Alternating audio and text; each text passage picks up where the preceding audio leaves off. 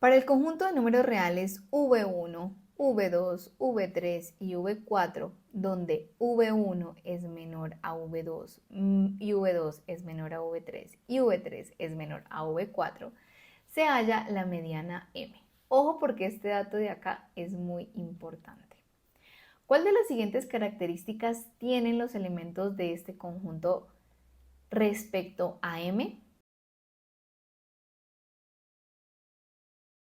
Entonces, vamos a hablar de la mediana. ¿Por qué? Porque en este ejercicio lo único que nos están dando o nos están evaluando es el concepto de la mediana. La mediana es una medida de tendencia central. El tema de la mediana es que ella calcula o nos da la posición central de un conjunto de datos. En este caso tenemos un conjunto de datos que es V1, V2, V3 y V4, ¿verdad? ¿Por qué es súper importante este dato de acá? Que V1 es menor a V2 y que V2 es menor a V3 y que V3 es menor a V4. Pues resulta que es que el primer paso para calcular la mediana es colocar orden. Tenemos que ordenar nuestros números de menor a mayor o de mayor a menor, no importa, pero tenemos que ordenarlos. Y aquí lo que debemos hacer es que cuando tenemos una letra, pues no sabemos si V1 vale 10, si V2 vale 3. Entonces, cuando tenemos números, sabemos cómo ordenarlos.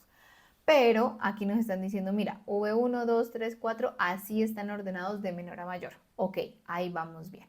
Ahora, ¿cómo sacamos la mediana?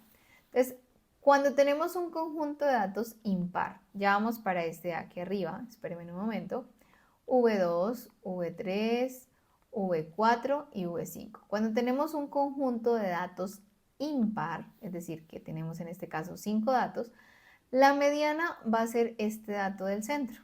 ¿Por qué? Porque está central, porque de aquí hacia allá encontramos dos datos y de aquí hacia acá encontramos dos datos.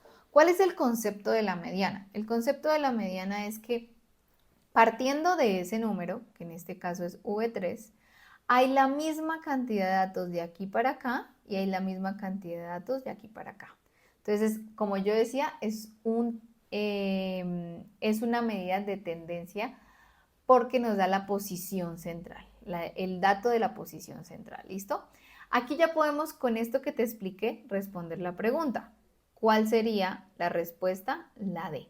La cantidad de elementos del conjunto menores que M, es decir, estos de acá, es igual a la cantidad de elementos mayores que M. Eso es para cualquier conjunto que hallemos la mediana. Ahora, segundo recorderis, ¿qué pasa cuando tenemos un conjunto de datos par? Si yo digo la mediana es V2, no puede ser. ¿Por qué?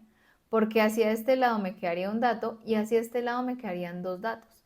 Si yo digo la mediana es V3, tampoco puede ser, porque hacia este lado me quedarían dos datos y hasta a este uno. Y el concepto de la mediana es que hay misma cantidad de datos de un lado que del otro. Entonces, cuando tenemos un conjunto de datos par, lo que hacemos es que la mediana está aquí. Uy, profe, ¿y entonces cuál es la mediana? Entonces lo que tenemos que hacer es que vamos a tomar estos dos datos que están en el centro, los vamos a promediar y ese promedio va a ser la mediana. Entonces, profe, no hay un dato ahí que diga V tanto, no, es el promedio. Los vamos a promediar y nos va a dar un dato central en medio de estos dos.